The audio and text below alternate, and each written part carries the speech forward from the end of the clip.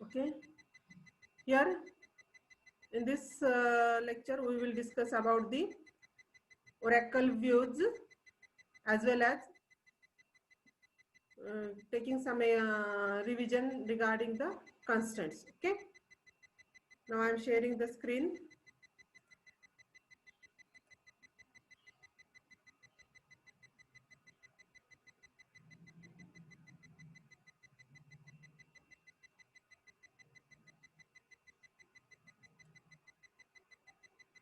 Screen properly visible आहे का? हो मॅम. थोडं नेटवर्क अनस्टेबल व्हायलंय मध्ये मध्ये.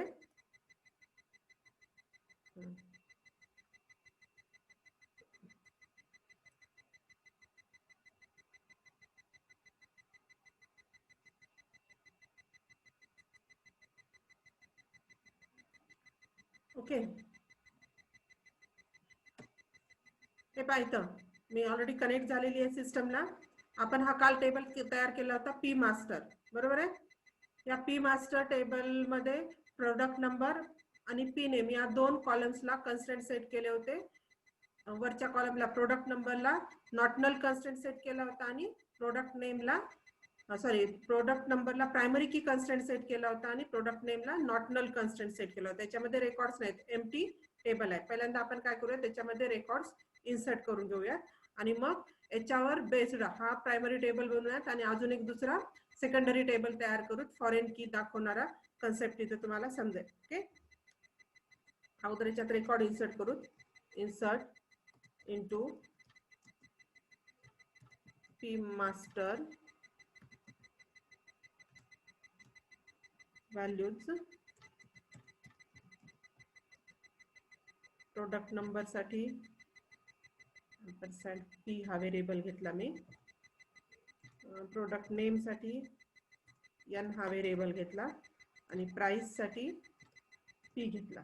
समथिंग pc घेऊया साठी. ओके, हे दोन सिंगल कोट मध्ये का दिले, कारण हे कॅरेक्टर डेटा आहे. Okay, product number for example p1 व्यारकॅर आहे त्यामुळं कॅरेक्टर नेम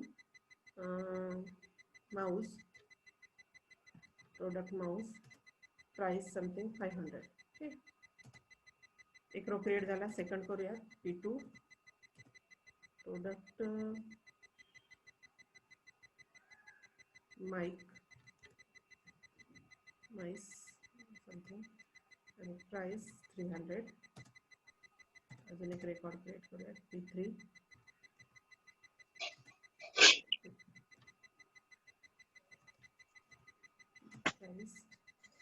प्राइसची व्हॅल्यू आपण 3च दिली आहे ना, त्यामुळे ठीक आहे. ओके,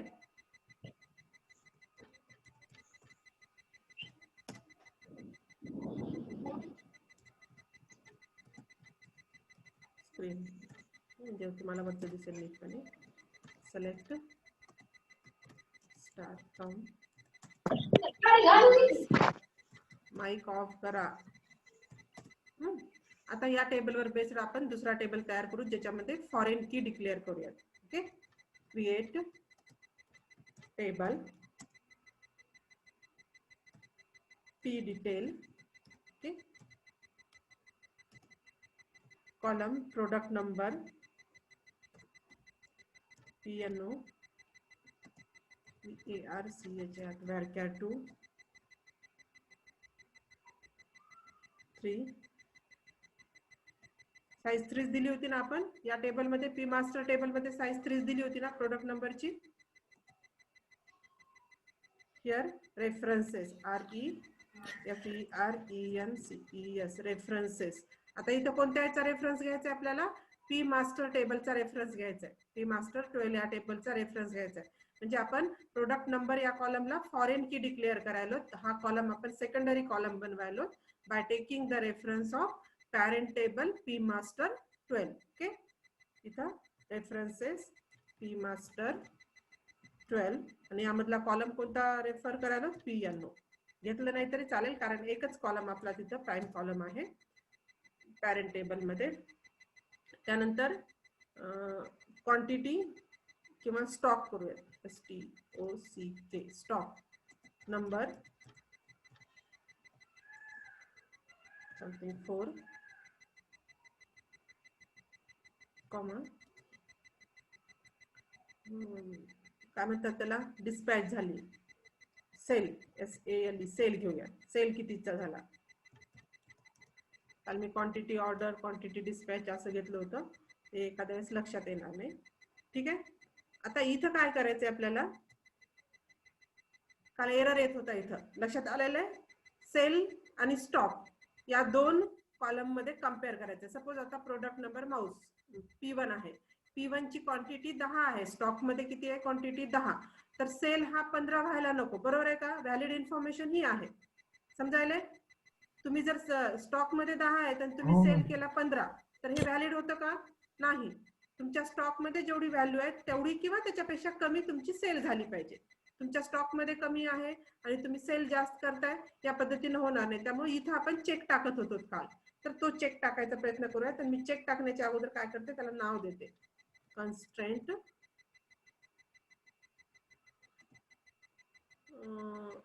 CHK सेल हा कन्स्ट्रेंटला नाव द्यायला check CHK sale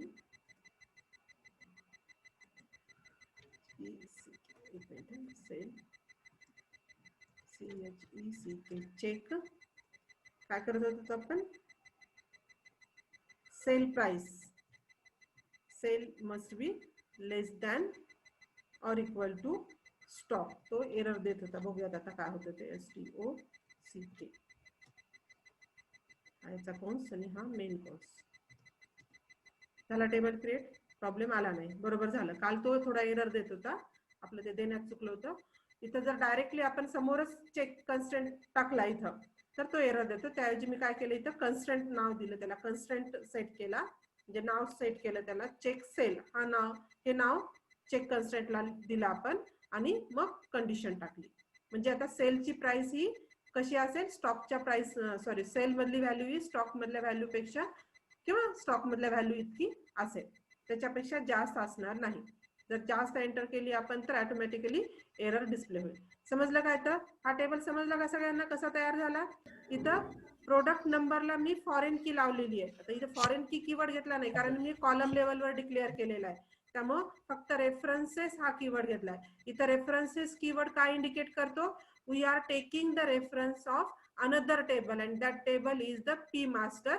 which acts as a primary table which acts as a parent table या पॅरेंट टेबलच्या प्रोडक्ट नंबर या कॉलमचा रेफरन्स आपण या P डिटेल टेबल मधल्या प्रोडक्ट नंबर या कॉलमला घ्यायला ओके म्हणून हा प्रोडक्ट नंबर PNO हा कॉलम सेकंडरी कॉलम बनतो आणि हा कॉलम प्रायमरी कॉलम बनतो त्यामुळे P डिटेल टेबल हा सेकंडरी टेबल बनतो त्याला चाइल्ड टेबल म्हणता येतात सेकंडरी टेबल म्हणता येते फॉरेन टेबल म्हणता येते आणि P मास्टर टेबल हा प्रायमरी टेबल बनतो त्याला parent table primary table main table असंही म्हणू शकता तुम्ही ओके आणि इथं दुसरा सेल या कॉलम वरच मी कन्स्ट्रेंट लावलेला आहे चेक कन्स्ट्रेंट सेट केलेला आहे सेल या कॉलम वर आणि त्या कन्स्ट्रेंटला नंबर देण्याच्या ऐवजी ओरॅकलनी नंबर जनरेट करण्याच्या ऐवजी त्याला नाव दिलेलं आहे मी चेक सेल ओके आणि त्यासाठी कीवर्ड घेतला कन्स्ट्रेंट कीवर्डनी आपण कन्स्ट्रेंटला नाव देऊ शकतो ओरॅकलनी त्याचा नंबर जनरेट करण्याच्या ऐवजी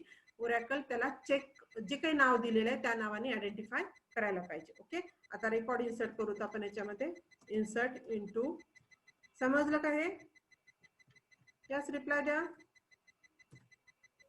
हो ma'am P values product number साठी डिक्लेअर करूयात एक व्हेरिएबल P त्यानंतर स्टॉक साठी एक व्हेरिएबल डिक्लेअर करूयात नंबर आहे त्यामुळे यस आणि सेल साठी एक व्हेरिएबल डिक्लेअर करूयात SL समथिंग ओके हे 3 व्हेरिएबल्स 3 व्हॅल्यू साठी स्टोअर डिक्लेअर केले रेकॉर्ड एंटर करा P1 आता मला मी क्वेश्चन विचारते त्याचा आन्सर द्यायचा स्टॉक समथिंग 40 आणि सेलची व्हॅल्यू समथिंग 23 ओके काय चुकलं रे हा काय चुकलं याच्यामध्ये सांग बरं पटकन हा एरर एरर काढा, पटकन काढा एरर. काय चुकलेलं आहे तुमचं बारीक ऑब्झर्वेशन असलं पाहिजे. हा स्क्रीनवर दिसतंय ना सगळ्यांना? Spelling detail. हा स्पेलिंग चुकले, पी डिटेलचं स्पेलिंग चुकले.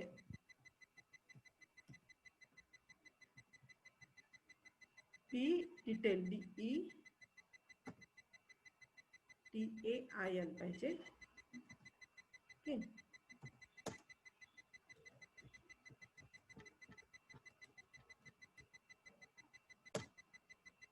P1 40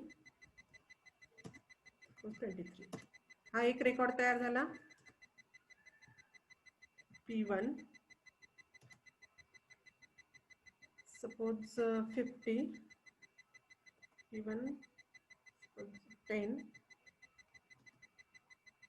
3. हा आता मी या रेकॉर्डला एंटर केलं तर रेकॉर्ड एंटर होईल का नाही, म्हणजे इन्सर्ट केलं तर हा रेकॉर्ड इन्सर्ट होईल का नाही? यस मला आन्सर द्या पटकन. नाही मॅम, रेकॉर्ड इन्सर्ट होणार का होत नाही नाही? मॅम. रेकॉर्ड इन्सर्ट होत नाही. कोण होत नाही. सांगायलंय? निखिल सांगायलंय. का होणार नाही रेकॉर्ड हा इन्सर्ट?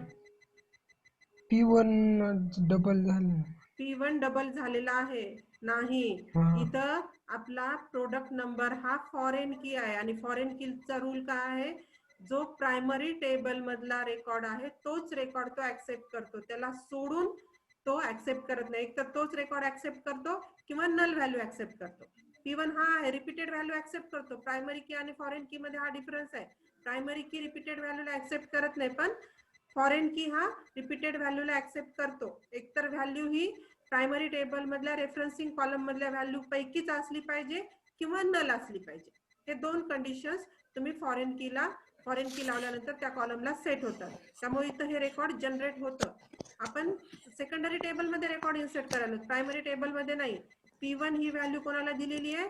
प्रोडक्ट नंबर, या प्रोडक्ट नंबरला दिलेली आहे. या टेबल मध्ये इन्सर्ट करत नाहीये. आलं का लक्षात निखिल?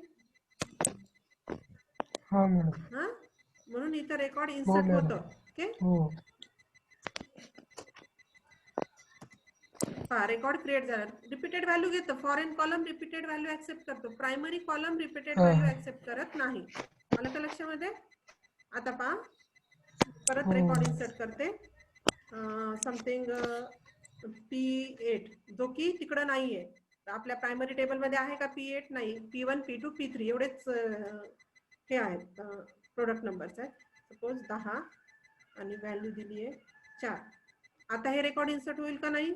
नाही होणार, कारण का P8 ही व्हॅल्यू तुमच्या प्राइम टेबल मध्ये नाहीये. त्यामुळे ओरॅकल एरर काय दाखवतो? इंटिग्रिटी कन्स्ट्रेंट व्हायोलेटेड म्हणतो आणि पॅरेंट की नॉट फाउंड, म्हणजे हा P8 हा नंबर तुमच्या पॅरेंट टेबल मध्ये नाहीये. त्यामुळे कन्स्ट्रेंट व्हायोलेट झाला आणि त्याची पॅरेंट की त्याला सापडली नाही, त्यामुळे त्याने एरर डिस्प्ले केला. समजायला हा कन्सेप्ट? म्हणजे इन्सर्शन ऑपरेशन परफॉर्म करताना सेकंडरी टेबलवर तर त्या फॉरेन कॉलम मध्ये जी व्हॅल्यू इन्सर्ट करणार आहात ती व्हॅल्यू एकतर पॅरेंट टेबल मधल्या प्रायमरी कॉलम पैकीच असली पाहिजे किंवा नल असली पाहिजे. दुसरी व्हॅल्यू जर इन्सर्ट केली तर तो ऍक्सेप्ट करत नाही. हा फॉरेन कीचा रूल आहे. ओके नेक्स्ट सपोज आपण P2 देऊयात. P2 आणि सेलची व्हॅल्यू दिली 50 आणि स्टॉकची व्हॅल्यू दिली 50 आणि सेलची व्हॅल्यू दिली मी 60. आता एरर येईल. आला एरर? का आला एरर? हा चेक कन्स्ट्रेंट व्हायोलेट झालाय.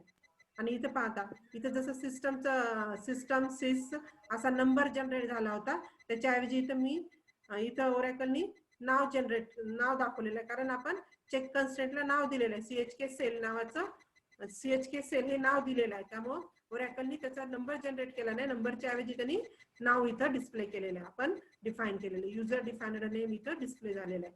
आणि एरर कशामुळे आलेला आहे किंवा कन्स्ट्रेंट व्हायोलेट का झाला? कारण आपण स्टॉकच्या व्हॅल्यू पेक्षा सेलची व्हॅल्यू ही जास्त दिली, त्यामुळे कन्स्ट्रेंट तिथं व्हायोलेट झाला. समजलं का हे चेक कन्स्ट्रेंट? यस रिप्लाय द्या. हो हो मॅम. ओके तर this is about the constraints. Default हो. व्हॅल्यू कन्स्ट्रेंट आपण काल बघितला. नॉट नल कन्स्ट्रेंट आहे, primary key, foreign key, unique constraint, हे सगळे कन्स्ट्रेंट्स आपण बघितले. तर याचे मी नोट्स तुम्हाला प्रोव्हाइड करेल उद्या परवामध्ये. ओके ओरॅकल कन्स्ट्रेंट पॉइंट इथे संपलेला आहे आणि आपला पहिला चॅप्टर पण संपलेला आहे सगळा. क्लिअर? आता सेकंड हो, चॅप्टर ओके मधल्या मॅम. व्ह्यू कन्सेप्ट कडे जाऊयात आपण. व्ह्यू, ओरॅकल व्ह्यूज कन्सेप्ट काय आहे ते बघूयात. यस, अजून कोणाला काही प्रॉब्लेम असेल तर विचारा पटकन समोर जाण्याच्या अगोदर. समजलंय सगळ्यांना? तुम्ही जोपर्यंत स्वतःहून करून बघणार नाही, त्याच्यात लक्ष घालणार नाही, एकदा वाचणार नाही, तोपर्यंत कन्सेप्ट हे होणार नाही, तुमच्या लक्षात येणार नाही. ओके, प्रॉपरली लक्ष देऊन बघत चला. सांगत असताना स्क्रीनवर मी काय सांगते ते ऐका व्यवस्थित लक्ष देऊन. ओके, आता मी ओरॅकल व्ह्यू कडे जाते. ही स्क्रीन स्टॉप करते आणि व्ह्यू ची स्क्रीन शेअर करते. ओके, नेक्स्ट चॅप्टर बघूयात. सेकंड चॅप्टर, पहिल्या युनिट मधला second chapter, oracle views. Okay,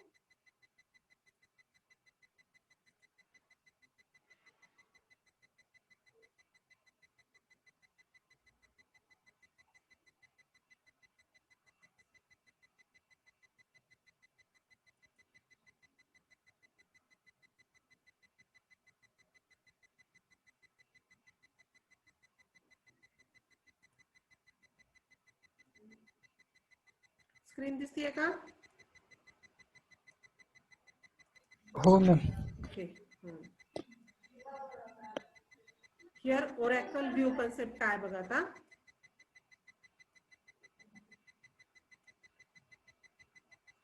yes, कोणाला सांगता येईल का ओरॅकल व्ह्यू कन्सेप्ट काय? याच्यामध्ये आपण क्रिएटिंग अँड मॅनेजिंग व्ह्यू हा पॉइंट आहे तुमच्या सिलेबस मध्ये. सेकंड चॅप्टर मध्ये पहिला point Oracle views, types of views, how to create views, how to manage views, different types कोणते आहेत, कशा पद्धतीने व्ह्यू क्रिएट करायचा, व्ह्यूचा यूज काय आहे, हे सगळे कन्सेप्ट आपल्याला अंडर दिस पॉइंट डिस्कस करायचे आहेत. Here oracle views which are nothing but the virtual tables. Oracle view काय? एक प्रकारचा टेबलच आहे. तुम्ही थोड्या प्रमाणामध्ये डीबीएमएस पेपर शिकत असताना हा कन्सेप्ट डिस्कस केलेला आहे, आठवते का कोणाला? Here oracle view concept. Oracle view is nothing but a virtual table which does not exist physically. It indicates what? Oracle view हा टेबल सारखाच आहे. Or you may call it is a virtual table. Why it is called as a virtual table? Virtual table का म्हणायचं त्याला? कारण हा view आपण जेव्हा क्रिएट करतो, एखाद्या टेबलवर बेस्ड व्ह्यू आपण जेव्हा क्रिएट करतो, फक्त त्याची डेफिनेशन तयार होते, तो ऍक्च्युअली तयार होत नाही. फिजिकली तो स्टोअर होत नाही. फिजिकली रेकॉर्ड्स त्याच्यामध्ये लोड होत नाहीत. जसा टेबलमध्ये रेकॉर्ड्स आपण लोड केलेले असतात, त्या टेबलवर बेस्ड व्ह्यू तयार करतो तेव्हा त्या व्ह्यू मध्ये रेकॉर्ड्स लोड होत नाहीत. पण जेव्हा तुम्ही व्ह्यूला ऍक्सेस करता तेव्हा रेकॉर्ड्स लोड होतात. बेस टेबल ओपन होतो आणि त्या बेस टेबलवर व्ह्यूची जी काही डेफिनेशन तयार झालेली आहे त्या डेफिनेशन नुसार व्ह्यू तयार होतो आणि मग रेकॉर्ड्स लोड केले जातात. तोपर्यंत व्ह्यू मध्ये रेकॉर्ड्स लोड होत नाहीत. त्यामुळे त्या व्ह्यूला व्हर्च्युअल टेबल म्हणून सुद्धा म्हटलं जातं. ओके, व्हर्च्युअल टेबल म्हणजे फक्त डेफिनेशन असते. व्ह्यू म्हटलं की कोणतं असणार आहे एवढंच डेफिनेशन आपण तयार केलेली डेफिनेशन सिस्टम कॅटलॉग मध्ये किंवा डेटा डिक्शनरी मध्ये स्टोअर होते आणि जेव्हा व्ह्यू वर ऑपरेशन परफॉर्म करतो तेव्हा ओरॅकल त्याच्यामध्ये रेकॉर्ड्स लोड करतो. त्यामुळे तो फिजिकली कुठेही स्टोअर नसतो. लक्षामध्ये? Here view is a virtual table that does not physically exist. त्यामुळे त्याला व्हर्च्युअल टेबल म्हटलेलं आहे. Only it's definition is stored in Oracle's data dictionary or you may call as a system catalog. Oracle views definition is only stored in a system catalog. Do not store any type of data. Oracle view doesn't store any type of data, but data will be loaded when you execute the view, when you call the view. जेव्हा तुम्ही view ला call करता, access करता, operation perform करण्यासाठी view वर query करता किंवा एखादा ऑपरेशन परफॉर्म करता, तेव्हा व्ह्यू ची डेफिनेशन एक्झिक्यूट होते. डेफिनेशन नुसार व्ह्यूचं स्ट्रक्चर तयार होतं आणि बेस टेबल ओपन होतो. बेस टेबलवर व्ह्यू क्रिएट होतो आणि ओरॅकल त्याच्यामध्ये डेटा लोड करतो. तोपर्यंत व्ह्यू मध्ये डेटा नसतो. Okay, yes. Here we can create view on one table as well as more than one tables. एका टेबल वर व्ह्यू क्रिएट करता येतो, more than one tables वर पण व्ह्यू आपल्याला क्रिएट करता येतो. View is created by query joining one or more tables. Okay, view create करताना आपण एका टेबलवरही व्ह्यू करू शकतो, नंबर ऑफ व्ह्यू क्रिएट करू शकतो किंवा एकापेक्षा जास्त टेबलवर सुद्धा व्ह्यूज क्रिएट करता येतात. समजलं का एवढा थेरॉटिकल पॉइंट व्ह्यूचा? 2 मार्काला जर क्वेश्चन विचारला व्हॉट इज ओरॅकल व्ह्यू और डिफाइन ओरॅकल व्ह्यू, तर एवढं सांगायचं view is nothing but a virtual table which does not exist physically. When we create the view, only its definition is created and stored in a system catalog or Oracle's data dictionary. When we access the view, the data will be loaded in that view which is created on a base table. Okay, we can create view on one table or more than one table. Okay, sufficient आहे Oracle view concept मध्ये. 2 मार्काला विचारलं तर एवढं सांगायचं. समजलं का एवढा concept? काय Oracle view ते मला पटकन उत्तर देत चला. यस, समोर जाऊ आता. हो मॅम. ओके, आता सिंटॅक्स बघायचं. मी एक सिंपल हो, सिंटॅक्स टाकलेला आहे. माईक ऑफ करा, आवाज आलाय. मॅम एक वेळेस रिपीट करा ना. हा करते. कोणाच तरी माईक चालू आहे, माईक ऑफ करा बरं. Oracle view. व्ह्यू म्हणजे काय? सिंपल त्याचा मीनिंग घेतला तर व्ह्यू म्हणजे काय? बघणे, दिसणे. मग आता आपण ओरॅकल व्ह्यू हा कन्सेप्ट ओरॅकल मध्ये कशासाठी यूज केला जातो? टेबललाच आपल्याला बघायचंय, पण एका वेगळ्या फॉर्म मध्ये बघायचंय. टेबलवरच आपण व्ह्यू क्रिएट करतो, टेबलचाच एक व्ह्यू क्रिएट करतो. टेबल सारखाच असतो व्ह्यू, पण त्याला ऍक्च्युअल टेबल म्हणायचं नाही, त्याला व्हर्च्युअल टेबल म्हणायचं. व्हर्च्युअल टेबल का म्हणायचं? कारण त्या टेबल मधले सगळे कंटेंट्स आपल्याला घ्यायचे नसतात किंवा सगळे कंटेंट्स घेतले तरी त्याला लोड करायचं नसतं. तो डेटा लोड होत नाही. जोपर्यंत त्या व्ह्यूला तुम्ही ऍक्सेस करत नाही तोपर्यंत डेटा लोड होत नाही. त्यामुळे त्याला व्हर्च्युअल टेबल म्हणतात. ओके, आता आपला क्लास चालू आहे. आपण व्हर्च्युअली एकमेकांना दिसायलो.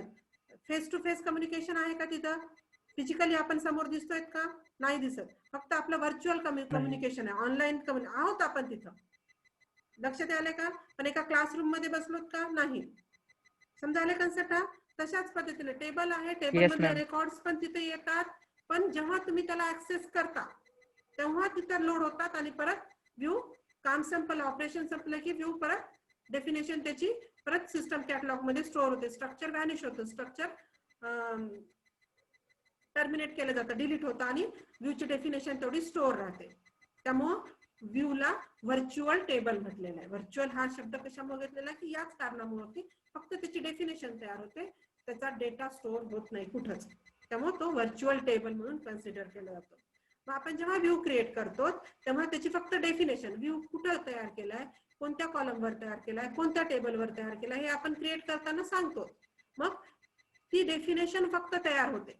त्याची डेफिनेशन ही ओरॅकलच्या डेटा डिक्शनरी मध्ये किंवा तुम्ही याला सिस्टम कॅटलॉग सुद्धा म्हणू शकता. या सिस्टम कॅटलॉग मध्ये ही डेफिनेशन स्टोअर होते आणि जेव्हा तुम्ही या व्ह्यूला ऍक्सेस करता, तयार केलेल्या व्ह्यूला, तेव्हा ती डेफिनेशन स्ट्रक्चरच्या फॉर्म मध्ये तयार होते. ज्या टेबलवर व्ह्यू तयार केलाय तो बेस टेबल ओपन होतो. त्या बेस टेबलवर ही व्ह्यूची डेफिनेशन तयार होते, स्ट्रक्चर तयार होतं त्या व्ह्यूचं आणि डेटा लोड केला जातो. ऑपरेशन संपलं की डेटा परत टेबल मध्ये स्टोअर होतो आणि तुमचा व्ह्यू डिस्कार्ड होतो. Okay, clear? This is about the view. आणि आपण एका टेबलवर तयार करू शकतो किंवा एकापेक्षा जास्त टेबलवर कंबाईन करून जॉईन करून आपण व्ह्यू क्रिएट करू शकतो. ओके, आता एक सिंपल सिंटॅक्स आहे पहा व्ह्यूचा. क्रिएट व्ह्यू, जसा आपण टेबल तयार करतो, क्रिएट टेबल, टेबल नेम देतो, तसाच व्ह्यू सुद्धा डेटाबेसचा एक लॉजिकल ऑब्जेक्ट म्हणून कन्सिडर केला जातो. व्ह्यू सुद्धा एक डेटाबेसचा ऑब्जेक्ट आहे. जसा टेबल ऑब्जेक्ट आहे तसाच व्ह्यू सुद्धा डेटाबेसचा एक ऑब्जेक्ट आहे. त्यामुळे कोणताही डेटाबेसचा ऑब्जेक्ट तयार करायचा असेल तर आपल्याला कोणती कमांड घ्यावी लागते? क्रिएट कमांड घ्यावी लागते. त्यामुळे व्ह्यू क्रिएट करताना सुद्धा आपण क्रिएट व्ह्यू तयार करायला, त्यामुळे व्ह्यू कीवर्ड घेतला. व्ह्यू नेम, आता इथं कीवर्ड घेतला ऍज सिलेक्ट. ऍज सिलेक्ट का घेतलेला आहे? कारण आपण हा व्ह्यू कोणत्या तरी एका टेबलवर बेस्ड तयार करायला, त्यामुळे कोणता टेबल असेल त्या टेबल मधले कोणते कॉलम घ्यायचे हे स्पेसिफाय करण्यासाठी ऍज सिलेक्ट. जसं आपण एका टेबलवर बेस्ड नवीन टेबल क्रिएट केला तेव्हा ऍज सिलेक्ट कीवर्ड घेतला होता, त्याच पद्धतीनं व्ह्यू क्रिएट करताना ऍज सिलेक्ट कीवर्ड घेऊन कॉलम्स आपल्याला डिसाइड करायचे किंवा कॉलम स्पेसिफाय करायचे. इथं create view name as select column names, कॉलम्सचे नावं द्यायचे. तिथं कोणत्या कॉलमवर आपल्याला व्ह्यू तयार करायचं आहे त्या कॉलमचे नावं इथं द्यायचे आणि कोणत्या टेबलवर तयार करायचं आहे फ्रॉम क्लॉजच्या नंतर द्यायचं आहे. From table names where condition, जर स्पेसिफिक रेकॉर्ड्सच आपल्याला ऍक्सेस करायचे असेल तर तुम्ही इथं कंडिशन स्पेसिफाय करा वेअर क्लॉजवर. हा एक सिंपल सिंटॅक्स आहे व्ह्यूचा, सिंपल व्ह्यूचा सिंटॅक्स आहे. व्ह्यू नेम म्हणजे काय, व्ह्यूचं नाव. आता इथे एक गोष्ट लक्षात ठेवली पाहिजे युजरनी, जेव्हा आपण व्ह्यूला नाव देतो तेव्हा असं कोणतेही नाव देण्याच्या ऐवजी तो ज्या टेबलवर बेस्ड आहे, कोणत्या कारणासाठी तो व्ह्यू तयार करायला, कोणते युजर्स त्या व्ह्यूला ऍक्सेस करणार आहेत त्याच्याशी रिलेटेड असलेले, त्याला व्यवस्थितपणे सांगणारा दाखवणारं नाव तिथं तुम्ही त्याला सेट करायचं. त्यामुळे आपल्याला समजेल की हा व्ह्यू कोणत्या टेबलवर बेस आहे, कोणत्या युजरसाठी तयार केलेलं, हे नावावरनं आपल्याला थोडी आयडिया येईल. या पद्धतीचं नाव व्ह्यूला द्यायचं. ओके, आलं इथपर्यंत लक्षात? देन काही कन्सेप्ट आहेत पहा व्ह्यूशी रिलेटेड असलेले, हे कन्सेप्ट आपण डिस्कस करूया आता. Here the view is a query which is stored in a data dictionary. हे झाले आपलं डिस्कशन करून. आपण जेव्हा क्रिएट टेबल म्हणतो, सॉरी क्रिएट व्ह्यू नेम म्हणतो, तेव्हा जी काही क्रिएशन क्वेरी मध्ये किंवा क्रिएशन ऑपरेशन मध्ये आपण डिफाईन केलेलं आहे ती सगळी डेफिनेशन कुठे स्टोअर होते, तुमच्या डेटा डिक्शनरी किंवा तुम्ही याला सिस्टम कॅटलॉग म्हणतात. On which user can query just like they do on the tables. म्हणजे ही डेफिनेशन तयार झाल्यानंतर आपण जसं टेबलवर ऑपरेशन परफॉर्म करू शकतो त्याच पद्धतीने ऑपरेशन परफॉर्म आपल्याला व्ह्यू वर पण करता येतात. जेव्हा आपण व्ह्यू थ्रू एखादं ऑपरेशन परफॉर्म करतो, for example view through insert केलं तर रेकॉर्ड व्ह्यू मध्ये इन्सर्ट होत नाही, ते डायरेक्टली कोणाला अफेक्ट करतात, तुमच्या टेबलला अफेक्ट करतात. टेबलमध्ये ते रेकॉर्ड इन्सर्ट होतात, तेव्हा त्या पद्धतीच्या व्ह्यूला म्हणतात updatable view. Okay, it does not use the physical memory, याला स्टोरेज लागत नाही, त्यामुळे रिपीटेड डेटा स्टोअर होत नाही किंवा एक्स्ट्राची मेमरी तिथं लागत नाही. Only the query is stored in the data dictionary. Query म्हणजे काय, आपण जी डेफिनेशन दिलेली आहे तीच डेफिनेशन तेवढी स्टोअर होते डेटा डिक्शनरी मध्ये.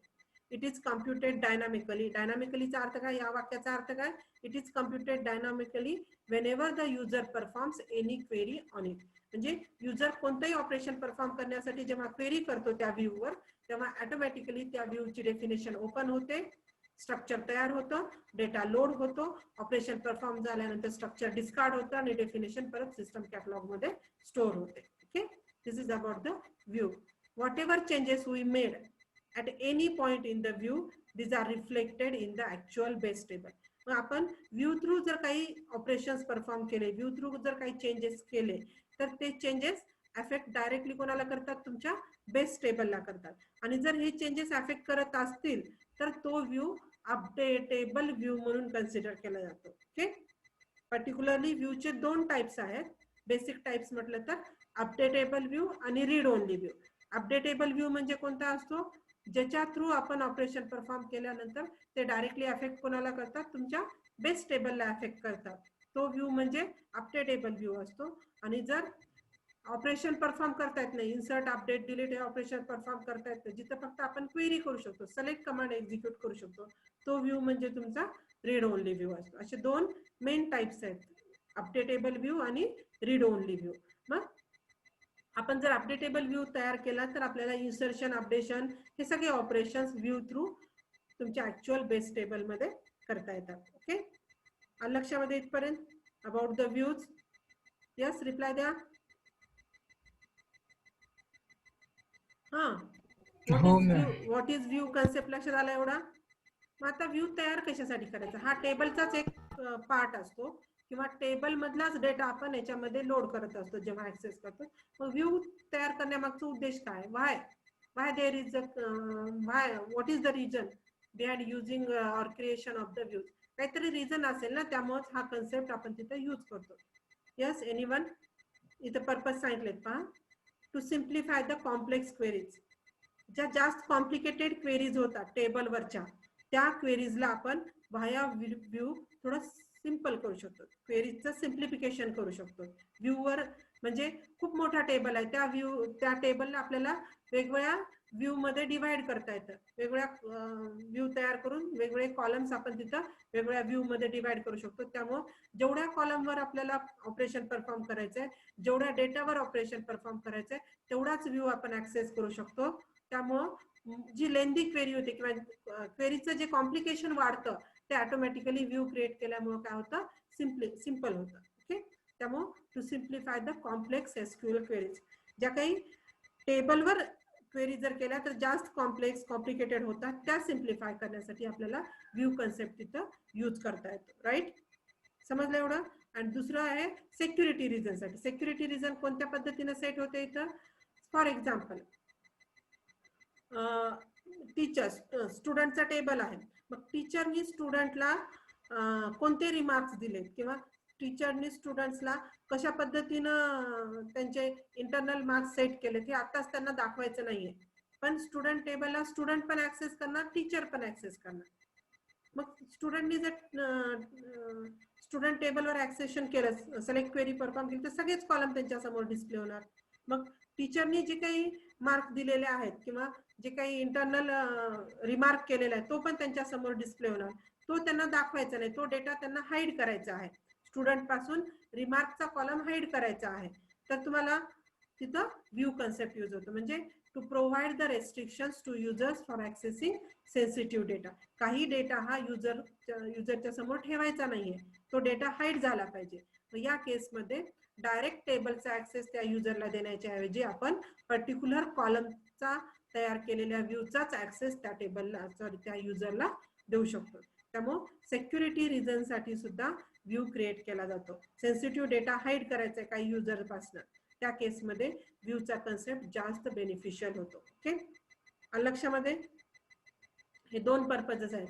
डेटाबेसची रेड्युडन्सी होत नाही, डुप्लिकेट डेटा स्टोअर होत नाही, आणि डेटाबेसची सिक्युरिटी मेंटेन होते. सेन्सिटिव्ह डेटा किंवा जो डेटा आपल्याला सगळ्या युजरला दाखवायचा नाही तो डेटा आपण हाईड करू शकतो. आणि as well as we simplifies the SQL queries. टेबलवर जी कॉम्प्लेक्स क्वेरी तयार होते त्या क्वेरीला आपण व्ह्यू थ्रू सिम्प्लिफाय करू शकतो. या रिझनसाठी ओरॅकलमध्ये व्ह्यूज तयार केले जातात किंवा ओरॅकलमध्ये व्ह्यू हा कन्सेप्ट यूज केला जातो. ओके, समजलं का एवढं? यस, रिप्लाय द्या. यस, लवकर. ओके, आता तुमच्या 1-2 मिनिट राहिले. तुमच्या समोर एक डायग्राम येते पहा. मला याचा अर्थ सांगता का काय दाखवते ही डायग्राम? मी एक्सप्लेन करेल नंतर तुम्हाला. तुम्हाला काही कळतं का याच्यावरनं? सांगा बरं, काय ही डायग्राम काय दाखवते तुम्हाला, काय सांगता येईल तुम्हाला? यस, लवकर सांगा, आपल्याजवळ वेळ कमी आहे.